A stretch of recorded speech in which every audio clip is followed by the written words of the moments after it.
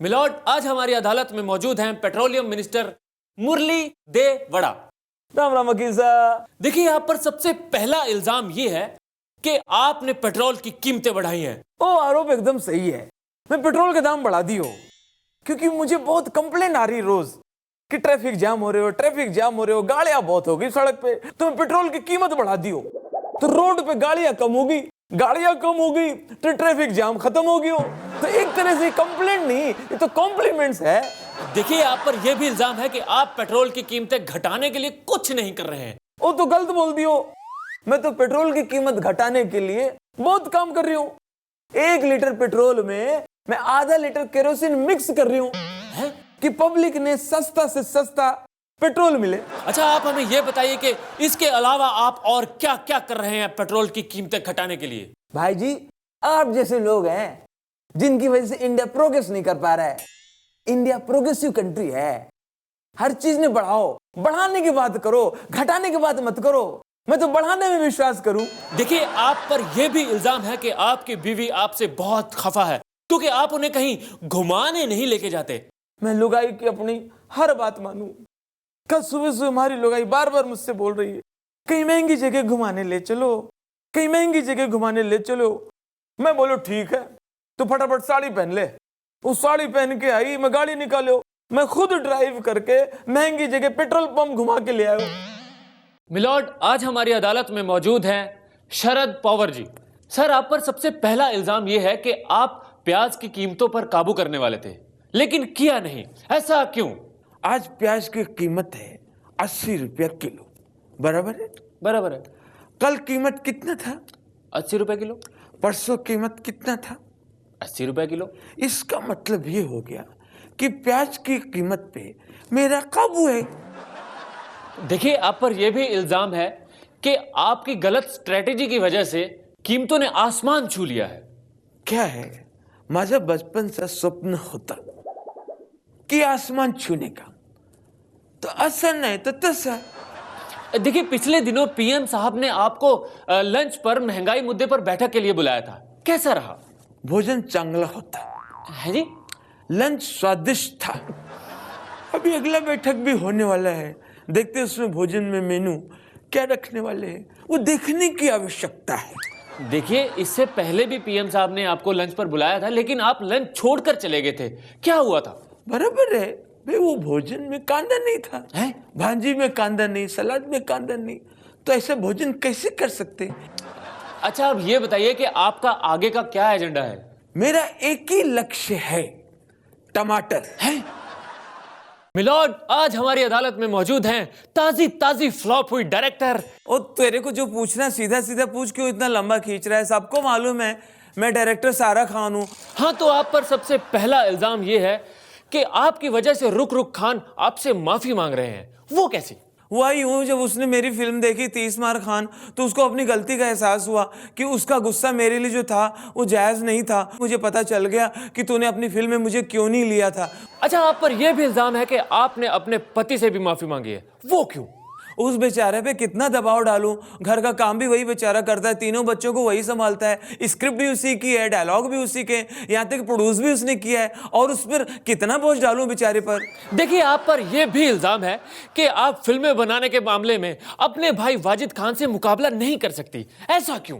वो 3-4 हॉलीवुड की फिल्मों को मिक्स करके एक हिंदी फिल्म बनाता है, मैं जबकि एक ही हॉलीवुड फिल्म उठाती हूँ, उसी की सीधा सीधा कॉपी कर देती हूँ, वो भी फ्लॉप हो जाती है। यार मैं क्या करूँ यार।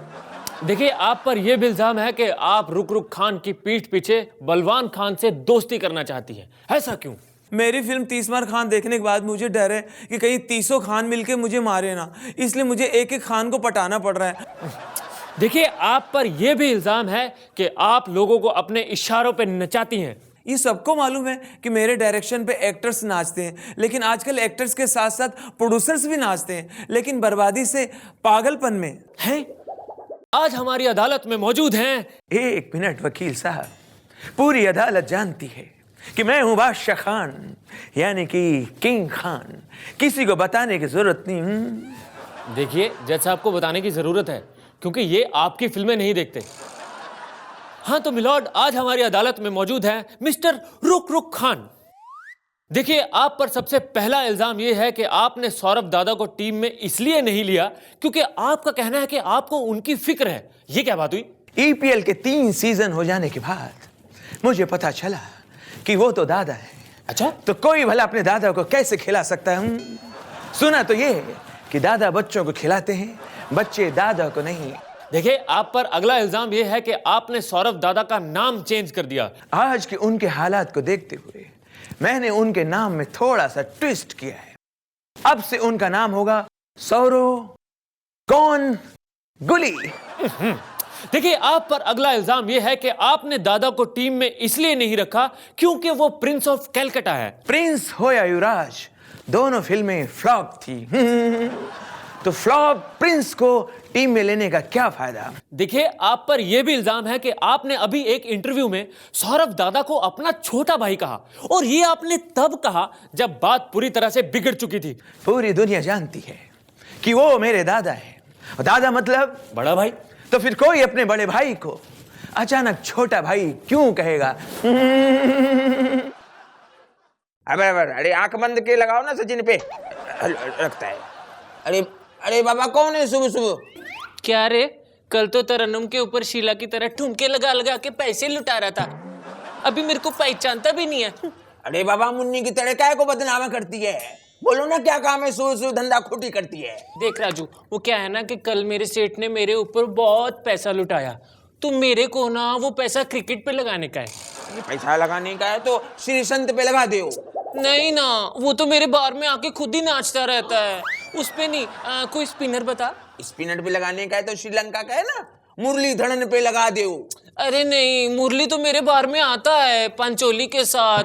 अब वो तो मेरे पे ही खुद इतना पैसा लुटाता है, अब मैं उसका पैसा उसी पे कैसे लगाऊं? तो आप बताओ ना, आपको किसके ऊपर लगाने का है? देख राजू, मेरे पास पैसा बहुत है, लेकिन वो क्या है ना कि मुझे कभी सच्चा प्यार नहीं मिला।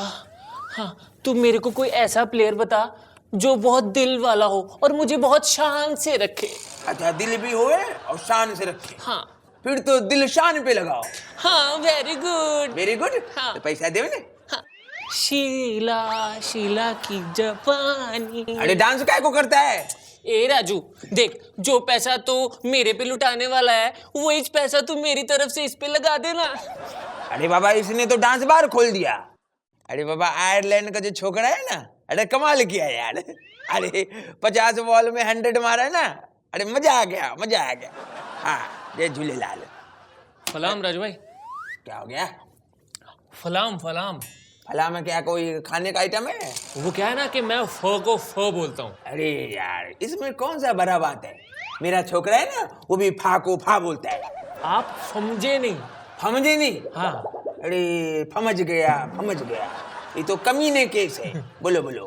राजू भाई, मैं क्या सोच रहा हूँ कि इस बार क्रिकेट पे फट्टा खेलूं। क्या खेलो? फट्टा खेलूं, फट्टा फट्टा। अच्छा अच्छा, फटा। हाँ, फटा। और इतना पैसा कमाऊं, इतना पैसा कमाऊं, इतना पैसा कमाऊं। इतना पैसा कमाएंगे, रखेंगे किधर? तेरा फ्लैट तो छोटा है। प्रियंका के घर पे। अरे तो फायदा क्या? उधर इनकम टैक्स का रेट पड़ेगा, उधर तुम चड्डी में मिलेगा। अरे राजू भाई, आप उसका टेंशन मत लो।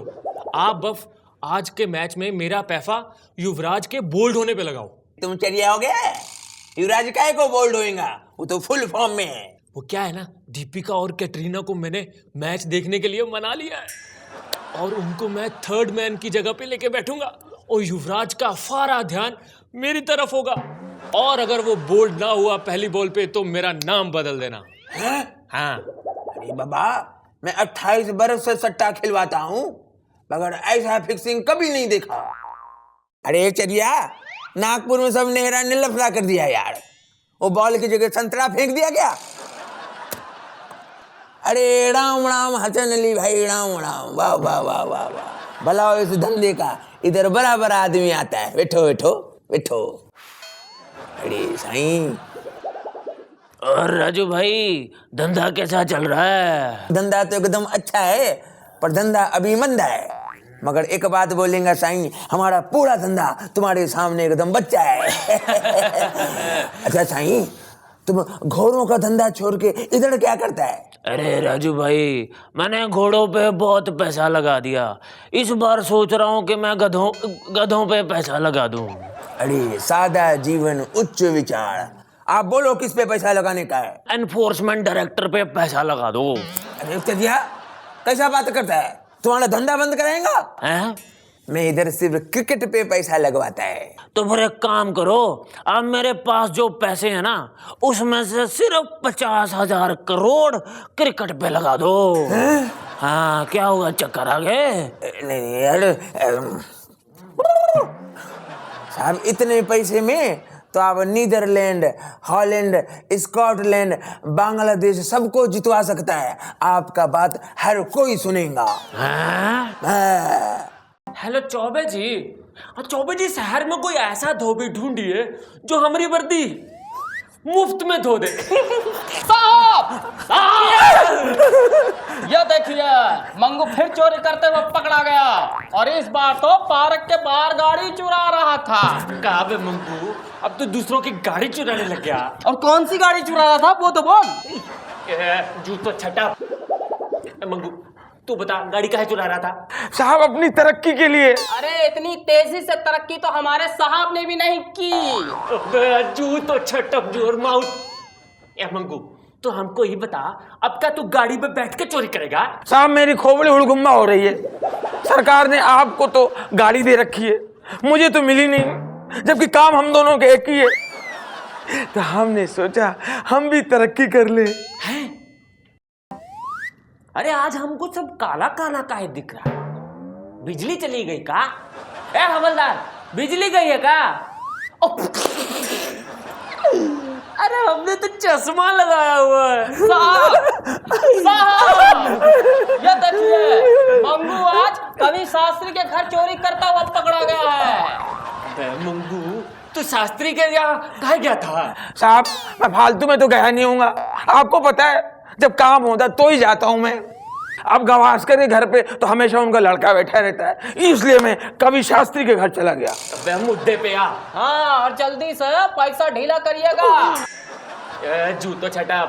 अब मुद्दा मत बल, चोरी के मुद्दे पे। अच्छा वो सब छोड़, तू ही बता कि चुराया का? साहब हमने कवि शास्त्री के घर से माइक चुरा लिया है। हाँ। छे। अरे तेरे से अच्छे तो हमारे साहब है जो चिंधी चोरी नहीं करते, वो तो सीधा स्पीकर साउंड सिस्टम में चुरा लेते हैं। अबे जूतो छटप जोर माउथ वरना तोड़ देंगे। अबे मंगू, माइक काहे चुराया था बे? साहब हमारी खोपड़ी भिन्नाक हो गई थी। इंडियन टीम में जब भी कोई नया कैप्टन आता है, ये कवि शास्त्री कमेंट्री छोड़ के चमचागिरी करने लग जाता है। कैप्टन आ रहे हैं, जा रहे हैं, कैप्टन बदल रहे हैं, मगर इस कमेंट्री के इसके अल्फाज वही, शब्द वही के वही। मैं बोर हो गया था। मैंने सोचा मैं बोर हो गया, कोई बात नहीं, देश के लोगों को और बोर होने नहीं दूंगा। साहब! ये देखिए, मंगू आज फिर चोरी करते हुए पकड़ा गया, और वो भी बहन जी का घर। अबे नेता बनना है क्या तुझे? आदमी देख के चोरी किया कर। अरे आदमी देखकर चोरी करिएगा तो क्या पब्लिक और जनता लोग मिलकर मारेंगे पीटेंगे नहीं? जूतो छटा। हे मंगू तू बता, बहन जी के घर काहे गया था? साहब मेरी खोपड़ी भिन्नाट हो गई थी, मैं उनकी 5 करोड़ की माला लेने गया था। 5 करोड़ की माला? नहीं। अरे साला, यह तो कोई 5 रुपए की माला नहीं पहना था। साहब चिंता मत करिएगा, हम पहनाऊंगा माला। हाय मेरा बच्चा, आपके फोटो पे। ये मंगू, हाँ तू बता, माला मिली? हाँ मिली। उसके बाद मैं झूठ नहीं बोल लिया हूँ, मैंने देखा कि बहन जी मेरे सामने खड़ी हैं और मुझे घूर रही हैं। उत्तरी फिर क्या, मुझसे बहुत प्यार से बोली कि तुम अभी अच्छे चोर नहीं हो, अगर अच्छे चोर होते तो अपनी पार्टी का टिकट दे देती। यहाँ से जाओ, 4-5 साल चोरी की और प्रैक्टिस करो, जब अच्छे चोर बन जाना तब मेरे ऑफिस में आना, थैली लेके टिकट दे दूंगी। साहब! देखिए मंगू। अबे मंगू, आज तो खुद ही चल के आ गया पुलिस स्टेशन। साहब, आज मैं खुद ही चल के आ गया क्योंकि मुझे इस कागज पे आपके साइन चाहिए। साहब साइन नहीं करेंगे। हाँ कमाल करते हैं आप, मुझे साइन चाहिए। साहब साइन नहीं करेंगे। साहब साइन करेंगे। अबे चुप करो तुम दोनों का यहाँ पे दीवार फिल्म का रीमेक बना रहे हो। तुझे साइन चाहिए ना, ले ये क्या है साहब? ये हमारे साइन चार्जेस। कमाल करते हैं आप। FIR पर साइन करने के 500 रुपए, झूठे केस पर साइन करने के 50,000 रुपए। साहब खोपड़ी भिन्नाट हो रही है, इतने महंगे हो आप। साहब हमें तो पासपोर्ट बनवाना है, पासपोर्ट के फार्म पे साइन चाहिए आपके। क्यों बे मंगू, हमारे यहाँ के अमीर लोग मर गए का जो तू बाहर चोरी करने जा रहा है? ये बात नहीं हवलदार साहब, मेरी खोपड़ी भिन्नाट हो गई है, मेरे अंदर देशभक्ति जाग गई है। अब मैं अपने इंडियंस को नहीं लूटूंगा, अब मैं जा रहा हूँ स्विट्जरलैंड स्विस बैंक लूटने। ये मंगू, ज्यादा पार्शलिटी मत कर। इंडियंस को नहीं लूटूंगा। अबे थोड़े दिन रुक जा, स्विस बैंक खुद ही चल के यहाँ आ जाएगा। समझा का? क्योंकि वहाँ के सारे अकाउंट होल्डर अपने यहाँ के नेता ही हैं। और मंगू, ये देशभक्ति छोड़ और जो काम करता है वो जाके कर। जा। ये बात सही है हवलदार साहब, अगर घोड़ा घास से दोस्ती करेगा तो खाएगा क्या? अबे खाएगा छोड़, ही सोच के खिलाएगा का। हाँ? हाँ